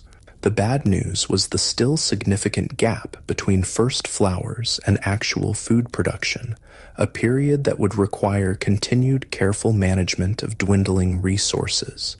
As your family gathers that evening, perhaps sharing a simple meal of thin porridge with the smallest remaining portion of preserved meat, the conversation centers on plans and possibilities.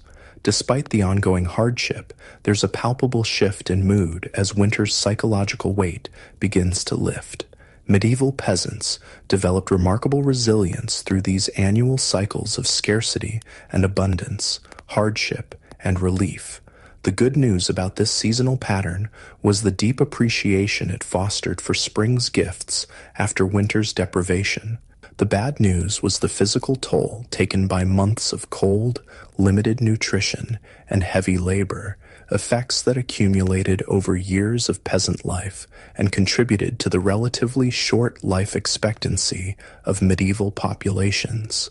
As you bank the fire for the night and your family settles for sleep, the wind outside carries a slightly different quality than the harsh winter gusts of previous months. Perhaps there's a subtle hint of change, a whisper of the transformation that will soon sweep across the landscape, bringing greening fields, returning birds, flowing waters, and renewed possibility. Winter in your medieval world is not yet over. There will still be cold days, potential storms, and the continuing challenge of stretching limited supplies. But its deepest grip has begun to loosen, and the proven cycle of seasons promises relief. Your family has survived another winter through knowledge, preparation, community support, and resilience, qualities that define the medieval peasant experience through its hardships and fleeting moments of unexpected beauty. The final weeks of winter bring both the greatest challenges and the first true signs of relief for your medieval household. March has arrived, and with it comes the most critical transition of the year, the delicate balance between depleted winter stores and the first growth of spring. Historians call this period the hunger gap, and for medieval peasants, it was often the most dangerous time of the annual cycle. You wake before dawn, as always, but the darkness feels different now. There's a subtle shift in the air, a barely perceptible change in the quality of light that seeps through the cracks in your cottage walls. The birdsong outside has grown more varied and insistent as returning species join the few that remain through winter. These small changes would likely go unnoticed by modern people accustomed to artificial environments, but for medieval peasants whose survival depended on reading natural signs, they carry profound significance. Today's first task is a hopeful one, checking the earliest growing spots for any edible spring plants. Certain south-facing sheltered areas warm more quickly than the surrounding landscape, sometimes producing the first edible greens weeks before the general countryside awakens. Your older child accompanies you on this expedition, both of you carrying small knives and cloth bags for gathering. Remember what to look for, you remind them as you approach a promising slope near the village stream. Dandelion leaves are among the first to appear, along with young nettles. Medieval children learned plant identification from an early age, their education focusing on practical knowledge critical for survival rather than abstract academic subjects. The good news about this morning's search is the discovery of several patches of young nettles in a sunny, protected spot. Despite their stinging nature, nettles were highly valued by medieval people as one of the earliest available spring greens, rich in nutrients depleted during winter months. The bad news is the relatively small quantity available this early, enough for one modest meal rather than a substantial supplement to dwindling stores.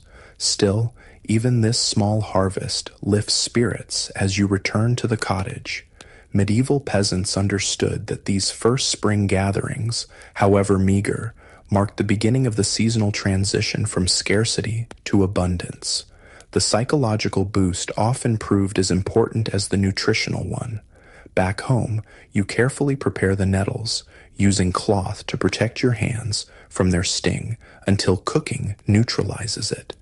The greens will be added to the morning porridge, providing welcome flavor variety and vital nutrients after months of increasingly monotonous winter fare.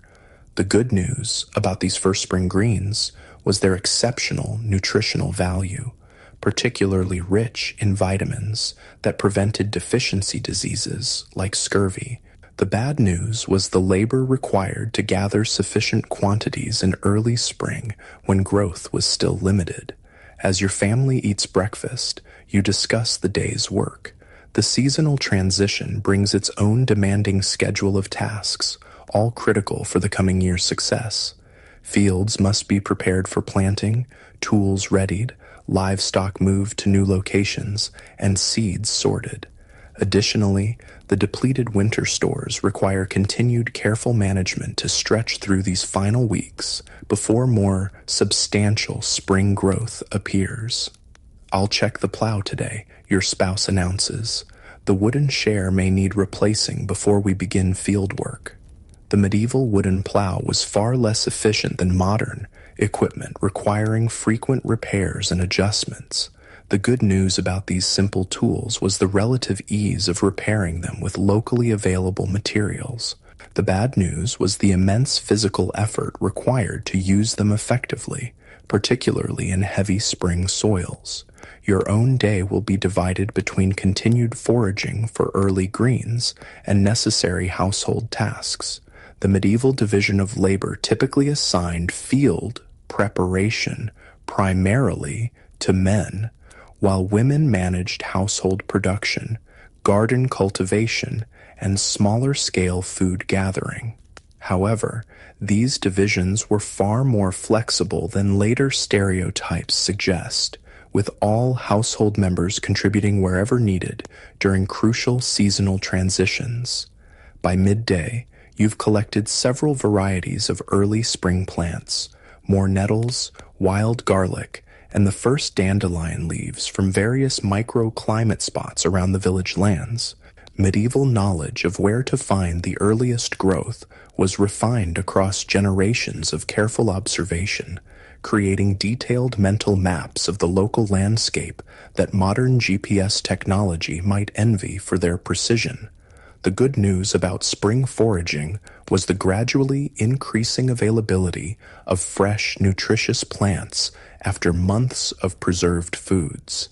The bad news was that gathering sufficient quantities required considerable time and energy, precisely when other spring preparation tasks also demanded attention. Returning to the village, you notice increased activity throughout the community. Other households are similarly engaged in spring preparation, repairing thatch damaged by winter storms, clearing drainage ditches to handle spring rain and snowmelt, and assessing fields for planting. There's a palpable energy that contrasts with winter's more measured pace, despite the physical depletion many villagers show after months of limited nutrition. Near the village center, you observe the reeve and several elder members in discussion, likely planning the rotation of crops across the common fields for the coming growing season. Medieval agriculture in many regions operated on sophisticated systems of crop rotation and field allocation, determined collectively to ensure sustainable productivity. The good news about these communal agricultural systems was their effectiveness at maintaining soil fertility through careful rotation of crops with different soil impacts. The bad news was the complexity of coordinating these systems across multiple households with different needs and capabilities. As you pass this meeting, you overhear mention of the upcoming Lady Day, March 25th, coinciding with the Feast of the Annunciation in the church calendar. This date held multiple significances in medieval life. Religiously, it celebrated the angel Gabriel's announcement to Mary that she would bear Jesus. Practically, it marked one of the quarter days when rents and taxes were due to lords. Agriculturally, it traditionally signaled the beginning of the planting season in many regions. The good news about these quarter days was their predictability, allowing households to plan financially throughout the year. The bad news was the particular challenge of meeting obligations at Lady Day, which came at the end of winter when resources were most depleted. The Lord expects full payment despite the harsh winter, someone comments, voice tinged with resignation rather than surprise. Medieval peasants understood the inflexibility of these obligations, which remained due regardless of individual household circumstances or seasonal hardships. Back at your cottage, you find your spouse and children engaged in tool preparation. Wooden handles for hoes and rakes are being smoothed of splinters, metal parts cleaned of rust and sharpened where needed. Even the youngest child participates according to ability, perhaps helping to sort different types of seeds or carrying smaller tools between workers. The good news about this family-based production system was its effectiveness at teaching necessary skills from the earliest ages. The bad news was the economic necessity of child labor, which left little opportunity for education beyond practical knowledge. The afternoon brings another critical spring transition task: assessing and preparing any livestock that survived the winter. Medieval peasants might own a few chickens, perhaps a goat or cow, and if fortunate, an ox or horse for heavy field work. After months of reduced fodder and confined conditions, these animals required careful attention before returning to more active work or breeding cycles. The good news about livestock care in early spring was the gradually increasing availability of natural grazing as plants began growing again, reducing the need for stored fodder. The bad news was the weakened condition of many animals after winter, making them vulnerable to disease and less productive during the crucial early growing season. As daylight begins to fade, noticeably later now than during deep winter, your household gathers for the evening meal.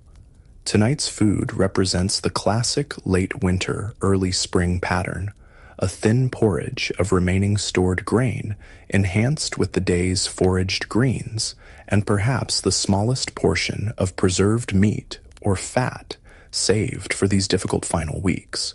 The good news about such meals was the increasing variety provided by early spring plants. The bad news was the continued caloric deficit that left many peasants physically depleted just when spring labor demanded peak energy. After eating, the family settles by the fire, but the evening activities differ from midwinter patterns. Instead of the storytelling and small handcrafts that occupied the long dark evenings of January and February, tonight's focus is producing items required for the imminent planting season, sewing seed bags from scrap cloth, fashioning simple tools for creating planting rows, or repairing baskets for transporting seeds to the fields. Remember last spring, when heavy rains delayed planting by nearly 2 weeks? Your spouse reflects. We must be ready to begin immediately when conditions allow. This awareness of weather vulnerability shaped medieval agricultural practice profoundly. The good news about traditional farming knowledge was its accumulation of strategies for working around adverse conditions developed across centuries of observation.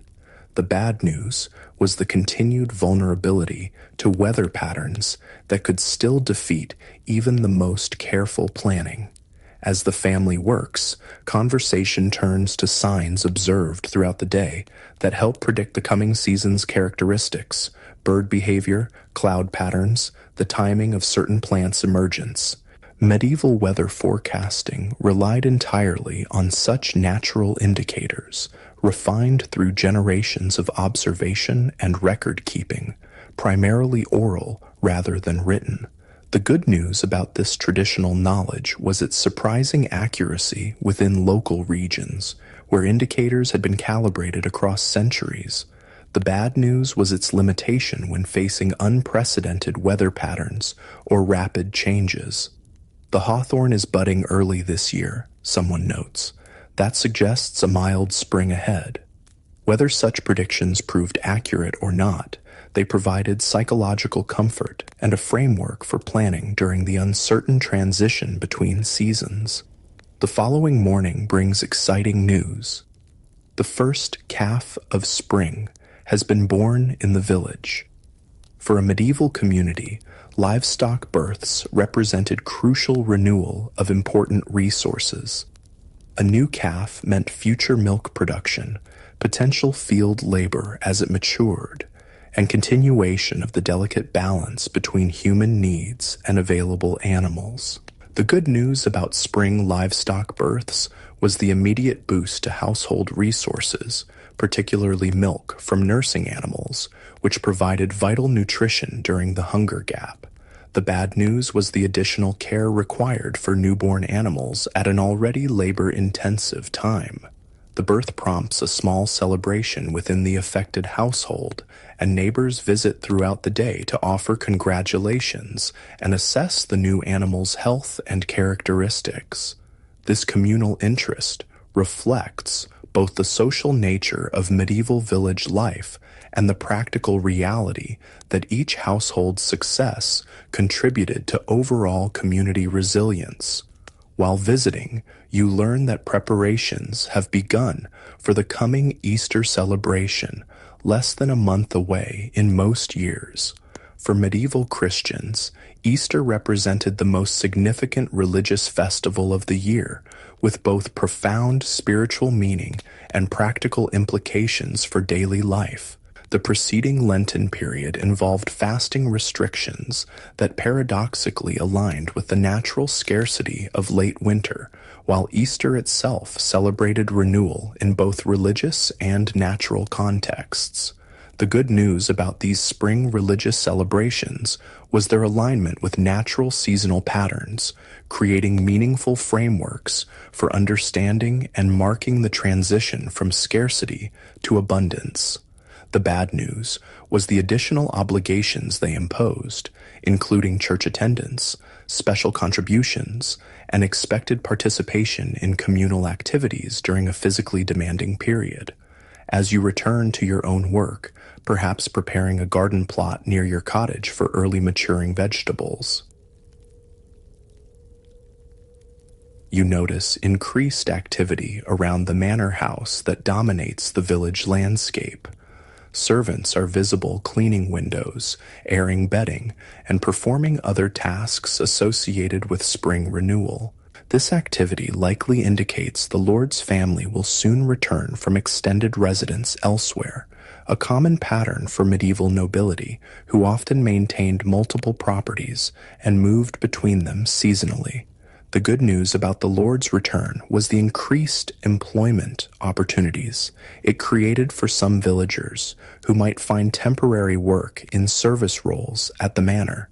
The bad news was the intensified oversight of peasant obligations and more frequent demands for labor service that typically accompanied the Lord's presence. Indeed, by afternoon, a messenger from the manor arrives in the village with instructions for required labor services in the coming week. Under feudal arrangements, peasants typically owed not only rents in money or kind, but also direct labor on the lord's lands for specified periods. The timing of these labor obligations could significantly impact a household's ability to manage its own agricultural needs during the critical spring planting period. The good news about these labor services was their predictability within the feudal system, allowing households to plan around known obligations. The bad news was their prioritization of the Lord's needs over peasant concerns, sometimes forcing less optimal timing for work on family fields. As these announcements circulate through the village, your attention remains focused on the immediate needs of your household during this transitional period. Today brings another foraging expedition, this time to a different area known for early emerging plants. The warming temperatures have accelerated growth, and you discover substantially more available greens than just days earlier.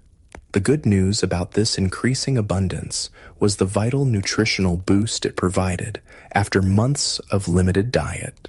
The bad news was the continued inadequacy of foraged foods alone to meet full caloric needs during the demanding spring work period.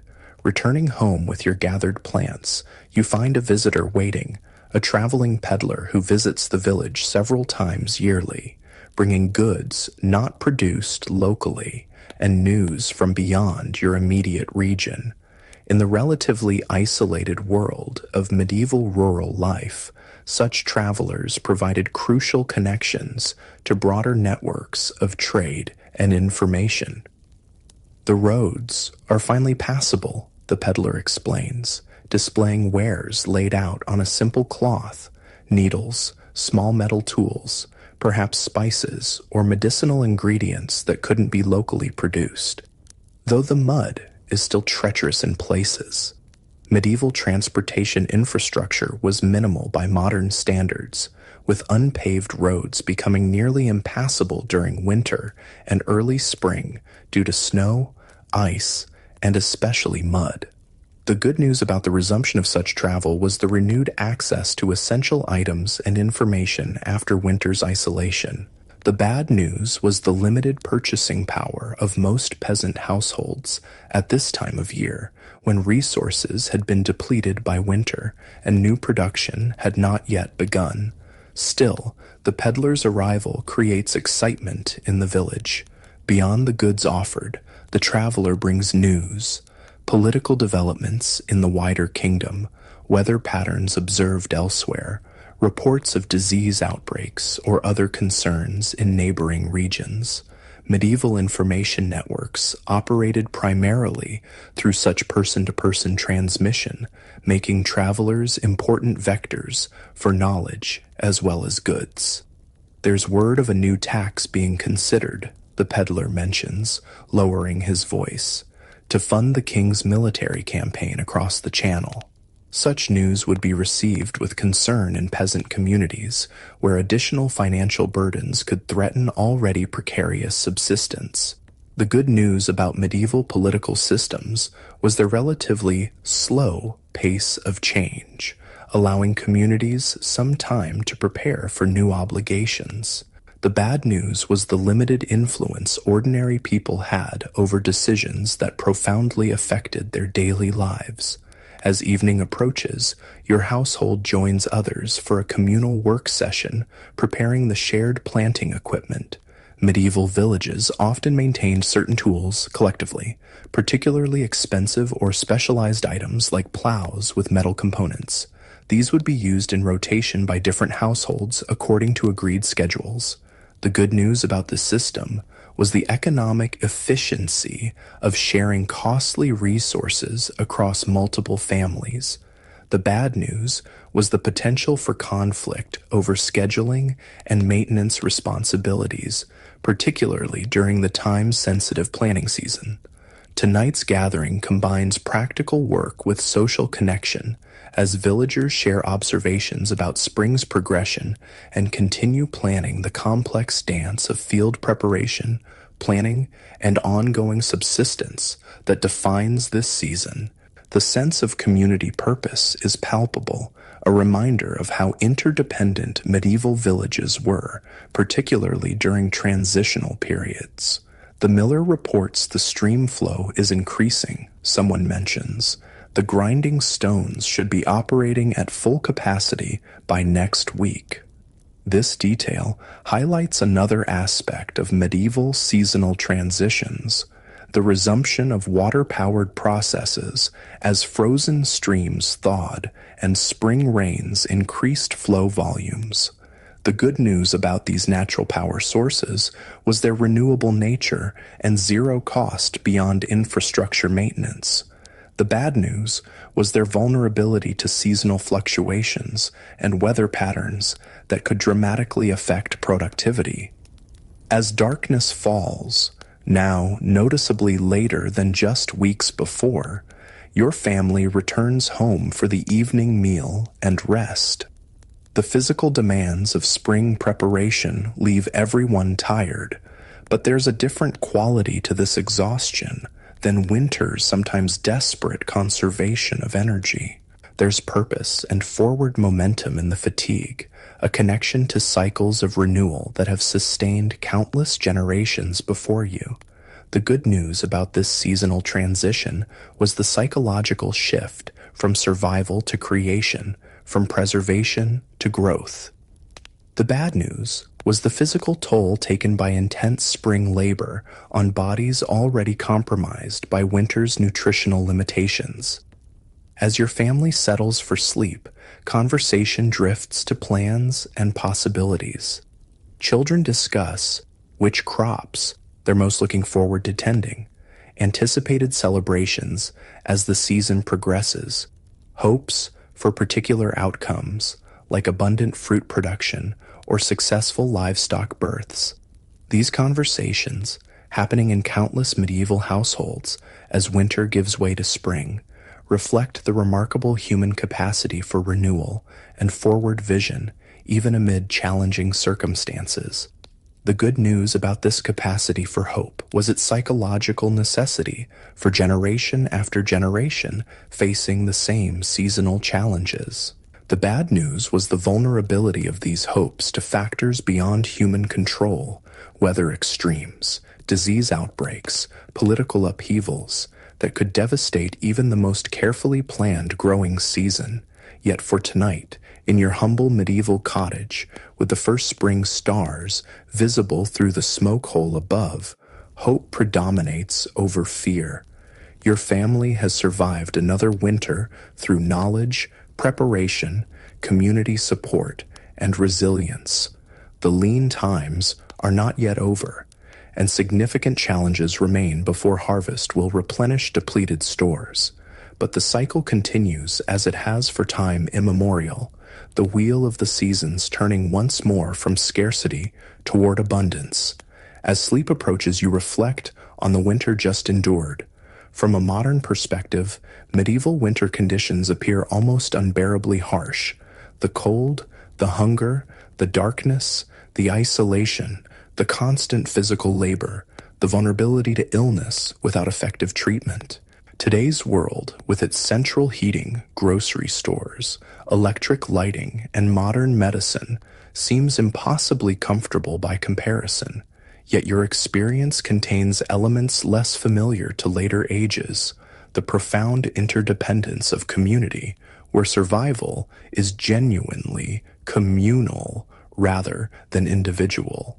The intimate knowledge of natural patterns and cycles, reading the landscape with a depth of understanding accumulated across generations, the direct connection between labor and sustenance, without the complex mechanisms and vast distances that separate modern people from the sources of their food and goods.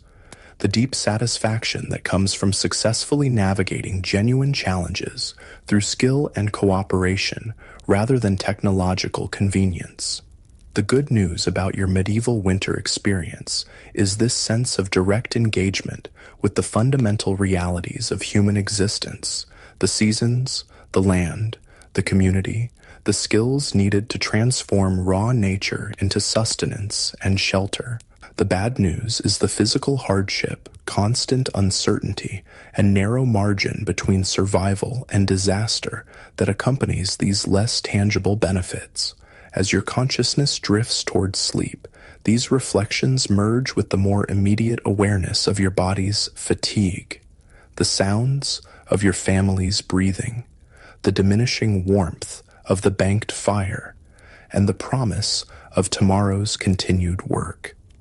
The medieval world you inhabit knows nothing of the future technologies and comforts that will transform human existence in centuries to come.